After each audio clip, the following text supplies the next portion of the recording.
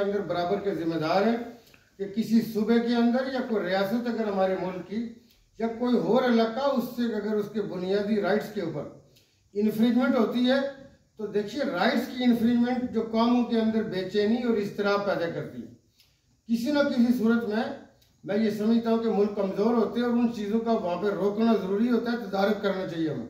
वो तदारुक हम नहीं कर सके। आज जब हम आए और मेरे आने के बाद बदकिस्मती ये थी कि उस वक्त हमारी हुकूमत वफाक से ख़त्म हो चुकी थी जब मैंने आज़ाद कश्मीर में प्राइम मिनिस्टर का ओथ लिया। अब उसके बाद मैं ये समझता हूँ कि पिछली एक 74-75 साल तारीख में मलिक साहब अगर आप पीछे जाके देखेंगे तो आज़ाद कश्मीर की अपनी असासियत, इसकी अपनी अहमियत और फिर LOC के उस पार जो लोग तकमील पाकिस्तान की जंग लड़ रहे, उन तकमील पाकिस्तान के वो सिपाही अनपेड जो हमारी माएँ और बहनें, हमारे बुजुर्ग, वो 6 माह का या 2 साल का बच्चा जो अपने नाना की लाशा के ऊपर खड़ा होके तो पाकिस्तान का उसका बैच लगा हुआ उस बच्चे का। देखिए गुजारिश ये है कि आज़ाद कश्मीर के हवाले से हमेशा इसको फोकस दी गई, लेकिन शहबाज शरीफ साहब ने आने के बाद जिस बेरहमाना और जालिमाना एटीट्यूड का रवैया उन्होंने रखा टूवर्ड्स आज़ाद कश्मीर और इस इलेक्शन में भी, मैं ये समझता हूँ कि अगर हम शहबाज शरीफ साहब या तौकीर शाह की लाइन पर चलते तो तबाही निकल जानी थी हमारे मुल्क की। हमारे मुल्क को बहुत धचका लगना था। मैं ये समझता हूँ, देखें मलिक साहब, अगर आप किसी जिले के डिप्टी कमिश्नर भी हो ना, आप उस जिले के जब हाकिम होते हैं या उस जिले का कोई मेयर होगा या नाजिम होगा, एक जगह से धुआं उठ रहा है, कोई बात हो रही है, आप पता तो करते हैं भाई इशू क्या, आप किसी से पूछते हैं कि भाई प्रॉब्लम क्या।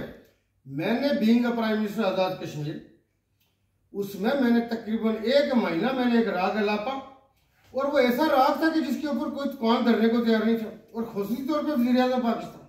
मतलब एटलीस्ट आप पूछते हैं कि जी आप बताएं कि आपकी जो ज़रूरत थी ट्रूप्स के हवाले से कोई और मावनत है, कोई और लॉजिस्टिक है, कोई फैसिलिटेशन एक्सटेंड करनी है, तो आप बताइए कि हम क्या कर सकते।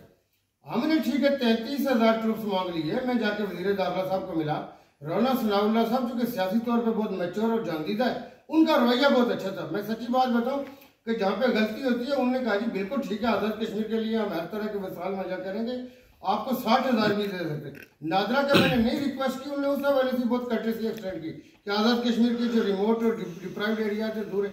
देखिए मैं ये समझता हूँ कि इस वक्त not a single letter from our side कि जिसको शहबाज शरीफ ने ऑन किया हो या तौकीर शाह के प्रिंसिपल सेक्रेटरी चीज़ें आगे करनी होती है, या वो किस कैफियत से जो लेटर हमने भेजा उसको नहीं, जो लेटर भेजा उसको रिग्रेट करते, उसको खूब खाते, वो रद्दी में जाता है। मैं आपको बताऊं कि देखें आने के बाद एक सबसे बड़ा हमारे लिए खुशखबरी थी कि PDSP के साथ PSDP के साथ जो हमारे प्रोजेक्ट चलते सबको फ्रीज कर दिया गया।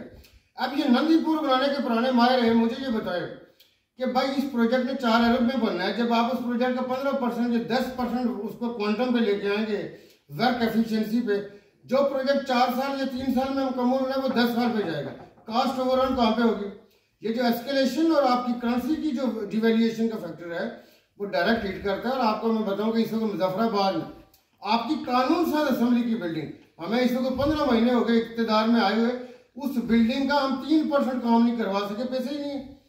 मैं आपको बताऊं कि वेरिएबल ग्रांट के तहत आज़ाद कश्मीर का हिस्सा था कलेक्टर, सिक्योरिटी तो दूर की बात है, हमें तो किसी ने, देखें मैं ये बात करूंगा, देखें अभी हिंदुस्तान की जो शुमारी कमांड है उसके एक जनरल ने 5 दिन पहले कहा, ये जो कि ना तो शहबाज शरीफ सुनता होगा, ना अखबार पढ़ता होगा, ना तौकीर शाह, ना उनको मुल्क की परवाह, उनको अपनी दिहाड़ी लग जाए तो ठीक है। मैं ये समझता हूँ कि देखे बुनियादी तौर पर अब हमें फोन तक नहीं किया गया, वो हिंदुस्तान का जनरल कह रहा है कि हम हमला करेंगे आज़ाद कश्मीर में। मैं तो कहता हूँ कि ये हिंदुस्तानी जनरल जो ये ख्वाब देखते रहे माजी में, मैंने कई तकारीर पर LOC पे कहा कि आओ एक दफ़ा ये स्टार्ट करें, हमें मौका मिले लीगली। मैं सिर्फ बैनुल अक़वामी कवानीन की पाबंदी के हवाले से समझता हूँ कि हम पे एक बोझ है और भार है। इनकी नस्लें पुश्तों से पुश्ते मिलाना हमारा काम है, हमें दुनिया कभी रोक ही नहीं सकी है, न दरिया, न पहाड़, न समुंदर। मैं कहता हूँ कि हिंदुस्तान के इस जनरल का तो मैं घमंड निकालूंगा, लेकिन वफाक क्या छिपी के सोया हुआ है, किस मस्ती के अंदर है, मुल्क कैसे चलते अब बन जाएंगे बड़े होते लेके। मैं पहले भी अपनी अफवाज के हवाले से पॉजिटिव था, मैं अपनी अफवाज पे फख्र। आज़ाद कश्मीर के हवाले से वो कभी भी अपने फ्राइज से मुल्क का कोई एक इंच क्यों ना हो, एक सूत्र और बाल बराबर एरिया होगा, अफवाज को अपनी ड्यूटी देती है।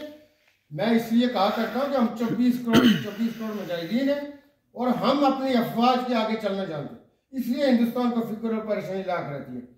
उसके अंदर ये था कि अफवाज का मुजफ्फराबाद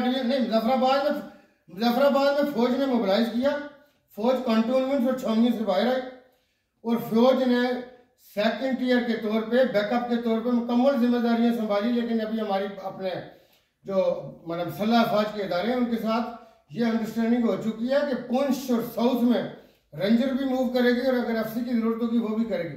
लेकिन मैं देखें बात यह है कि वफाक से टेलीफोन ना आना, प्रेस भी पूछ रहा है, देख भी रहे हैं, लिख भी रहे हैं। मैं ये समझता हूँ कि जिस तरह वो पाकिस्तान के लिए कर रहे थे, लेकिन मैंने चूंकि अपने बहुत सारे अपने माफी ज़मीर में ये बात अर्ज की कि पाकिस्तान को कमज़ोर करने वाला कोई अगर करेगा तो मैं उसका बाजू भी रोक सकता हूँ, हाथ भी रोक सकता हूँ, उसके इरादों को भी बांध सकता हूँ और उसको मैं समझ सकता हूँ। पाकिस्तान चूंकि मेरे ईमान का हिस्सा है इसलिए मैं पाकिस्तानियत पे कॉम्प्रोमाइज़ नहीं कर सकता। लेकिन इन लोगों ने ज्यादती की, इसलिए मैं इसके ऊपर सब मैं आपको ये भी बताऊं, इनकी निस्बत अगर बड़े मियाँ साहब होते हैं ना, मैं आपको ये भी बताऊं, बाई गार्ड और रवैया डिफरेंट होता।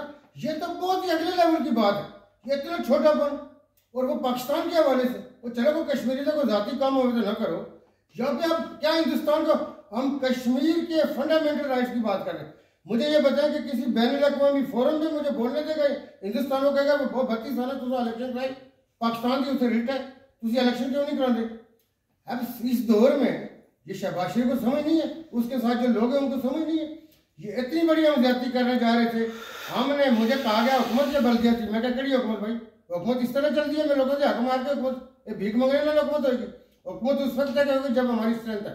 15 महीने तक पाकिस्तान तहरीक इंसाफ का हमने 2 दफा कश्मीर काउंसिल के इलेक्शन करवाए, स्पेशल सीटें थी सदर और स्पीकर के, एक वोट किसी को कोरोना नहीं हुआ, किसी का पेट खराब नहीं हुआ, एक वोट बाहर नहीं गया। तो मैंने कहा आज अगर किसी ने साजिश की, उस साजिश का भी नहीं, मैंने कहा अगर किसी ने साजिश की तो उसका मुंह तोड़ जवाब भी मिलेगा, जूते भी मिलेंगे। बिल्कुल कोई रियायत नहीं है कि वो आके हमारे मैंडेट के ऊपर डाका मारेगा। पिछली हुकूमत 5 साल पूरे करके गई है, पाकिस्तान तहरीक इंसाफ यहाँ 5 साल पूरे करेगी। लेकिन बात यह है कि पाकिस्तान को क्यों कमजोर करे। बड़ा इंटरेस्टिंग है मलिक साहब के, बिल्कुल देखें उसमें यह है कि हमारे जो मेन जो इस वक्त आप ये कह लें कि हर पॉलिटिकल पार्टी का ये एक मतलब ऐसी कोई नई बात मैं करने नहीं जा रहा, हमारी हर पॉलिटिकल पार्टी का एक बेस होता है और उसका गढ़ होता है या उसका किला होता है, जिसको कहते हैं कि ये लाड़काना पीपल्स पार्टी से किला होता नहीं है, लेकिन पहले कहते थे। अब यह है कि पाकिस्तान तहरीक इंसाफ की जो स्ट्रेंथ है वो या तो पुंछ है या साउथ है। अब मैं चूंकि पुंछ से हूँ और बैरिस्टर जो साहब जो है जो सदर रियासत है वो साउथ से, हमारे स्पीकर भी साउथ से, आईनी जो होते हैं अगर आप देखेंगे। अब उसके अंदर यह है कि मुजफ्फराबाद में चूंकि PMLN के जो इस वक्त सदर है और जो फार्मर सदर और वज़ीर-ए-आज़म है वो भी मुजफ्फराबाद से, हमारे जो अपोजिशन लीडर हैं जनाब चौधरी लतीफ़ अकबर साहब वो भी मुजफ्फराबाद से, फारूक कादर साहब यहाँ पे, शाह गुलाम कादर साहब यहाँ पे। तो लिहाजा मैंने यहाँ पे कोशिश ये हमारी थी कि चूँकि लॉजिस्टिक और टाइम की कोई मुश्किलात आड़े आ रही थी कि अदरवाइज पहला इलेक्शन पुंछ से हो, चूँकि मैं इस वक्त वहाँ पे कायदे अवान हूँ, उसके हवाले से लोग देखेंगे कि जी पुंछ से क्या। लेकिन यहाँ पे भी हमने चूँकि 3 सीटें जो आ रही हैं वो बड़े थोड़े मार्जिन से आ रही हैं। सीटें तो हमने ज़्यादा आ रही हैं, 6 आ रही हैं हमने यहाँ पे मुजफ्फराबाद डिवीजन पूरे की 3 अजला हैं इसके। लेकिन कुछ सीटें जिस तरह हमारा ये लछराट है, कोटला है, ये ऐसे हल्के हैं कि हमने थोड़े वोटों से आ रहे हैं, हमने वोट ज़्यादा लिए। लेकिन अल्हम्दुलिल्लाह मैं ये समझता हूँ कि अगर जो अब तक हमारे पास है मुजफ्फराबाद सिटी की जो पोजीशन है वो उस पर हमें थोड़ा सा गौर करना होगा।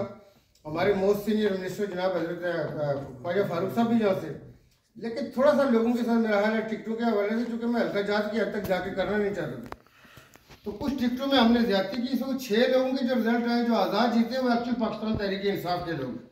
हमारी इस वक्त तक जो गैर सरकारी जो नताइज हैं 10 पाकिस्तान तहरीक इंसाफ है, 13 PMLN है और 9 जो है वो पीपल्स पार्टी के पास है। लेकिन बाकी हल्कों में अगर आप देखिए जो नीलम के लोअर हल्के में ऊपर में चूंकि कुछ बर्फ भी है, रास्ते अभी लैंड लॉक पोजीशन है, वहाँ पे नताइज आएंगे अभी।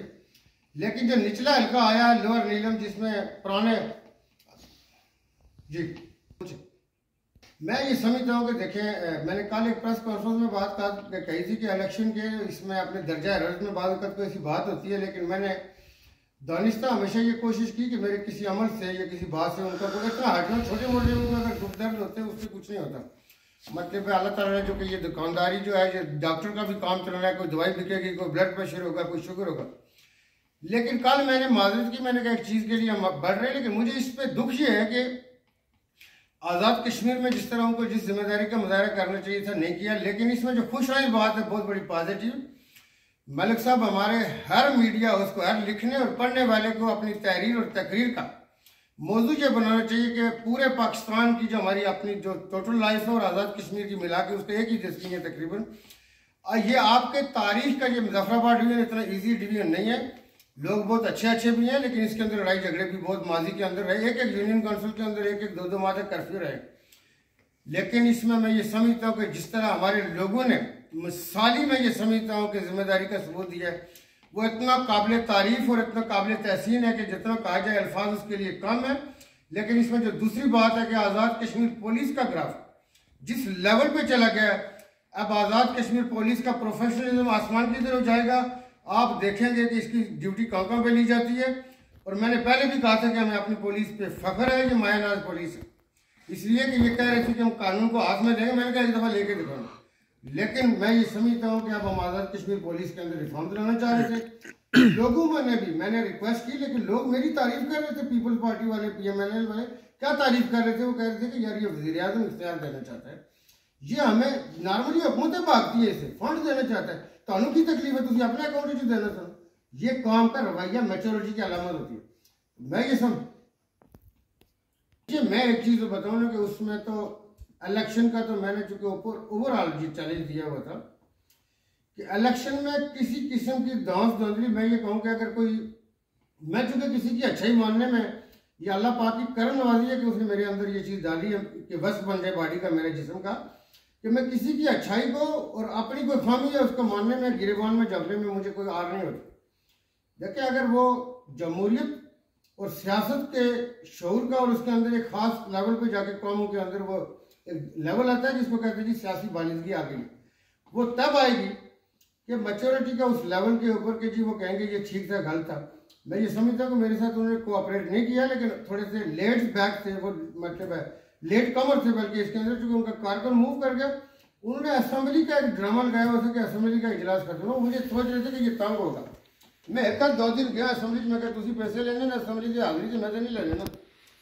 मैं नहीं गया असेंबली में 1.5 महीना, उसके बाद भी कह रहे थे कि कोई बिजनेस ही नहीं। आपको मैं बताऊं, ये मकाना के मायानाज जो कायदीन है, नाबगाए रोजगार दुनिया में ऐसे लोग कम होते हैं, उसमें मैं आपको बताऊं कि 15 महीने में हमने एक कानून साजी नहीं की। इस कानून साज असेंबली में हमने पैसे कितने लिए वहाँ से? TADA के नाम पे, वहाँ पे अटेंडेंस के नाम पे। तो रियासत के रहने वालों के लिए जो LOC के उस पार है, उनके लिए क्या किया? जो LOC की इस तरफ हमारे दाएं बाएं बसते हैं, कौन सी कानून साजी की, कौन सा कानून लाया, कौन सी अमेंडमेंट की? तो उसमें वो एक अलग चीज़ है। लेकिन अभी भी देर आए दुरुस्त है। इस मेरे हुकूमत के दौर में मैं बार बराबर ये चैलेंज कर सकता हूँ कोई भी चीज़ के किसी जगह पे हमने धांधली की कोशिश की, पॉलिटिकल आप अपने लोगों को कन्विंस करते हुए हमने भी किया। ये मैंने बिल्कुल एडमिनिस्ट्रेशन को कहा था कि कोई ये नहीं कहा था कि PTI वाला कुछ करेगा उन्हें छड़ना, वो PTI वाला होगा या जो भी होगा, कानून हाथ में लेगा, पटकना उसको जरूर। वो हमने कहा था कि बिल्कुल नहीं छोड़ना उसके ऊपर जाना, कानून की रिट अपनी जगह पे रहेगी। लेकिन मुझे कोई ये इल्ज़ाम नहीं दे सकता कि मैं किसी भी हवाले से इलेक्शन के ऊपर या मेरी कैबिनेट के लोग, एडवाइज़र, मावनीन खुशी जो भी हमारा या जो भी गवर्नमेंट की सीटों के ऊपर पॉलिटिकल लोग बैठे होते हैं, ज़िलों में, तहसीलों में, UCs में, कोई आदमी ना तो मैं इसकी इजाज़त देता हूँ। अखलाकियात देखें, सारे कवानीन जो होते हैं वो डिवाइन की तरफ से नहीं होते। आपका लॉ ऑफ स्टार्ट, इन चीज़ों में आप कवानीन माशरा भी बनाता है, और वो अखलाकियात जो मेरे लिए हैं वो आपके लिए भी होंगे, जो आपके लिए वो मेरे लिए होंगे। इसमें बिल्कुल कोई रियायत नहीं थी, किसी लेवल पे मैं करता हूँ कि आपने अपने ऊपर वो अखलाकी कवानीन का इम्पोज करना है, सेल्फ इम्पोजिशन होगी। कि जी बुनियादी तौर पे बात यह है कि मैं देखिए, मैंने ये कहा कि तमाम पार्टीज़ के लोग आएँ, जिसको वो चाहते हैं उसको वोट दें, हमने इनेबल करना है, ये गवर्नमेंट का काम होता है। तो उसके रास्ते में कोई रुकावट न डाले, रास्ता ब्लॉक ना करे, रोड की कटाई करके बैठा हुआ, कोई दरख्त गिरा के बैठा हुआ, ये नहीं। मैंने कहा देखिए, हर आदमी को इक्वल अपॉर्चुनिटीज तब होती हैं, उसमें से हर आदमी आए और गुजरे।